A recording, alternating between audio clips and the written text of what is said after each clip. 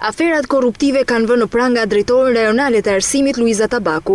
Policia e Lushnjës dhe krimi ekonomik kanë arrestuar edhe djalin e kreut të darë të Lushnjës, Gianluca Tabaku, si edhe një mësues të edukimit fizik i komunës Allkaj, Riger Zenelaj. Të tretë arrestuarit akuzohen për korrupsion pasiv dhe dyshohet se merrnin para për të punësuar njerëz në sektorin e arsimit. Blut kanë ushtruar kontroll në banesën e Tabakut në fshatin Dushk të Lushnjës, ku edhe janë sekuestruar në cilësinë e provës 12.000 euro dhe 800.000 lekë të vjetra.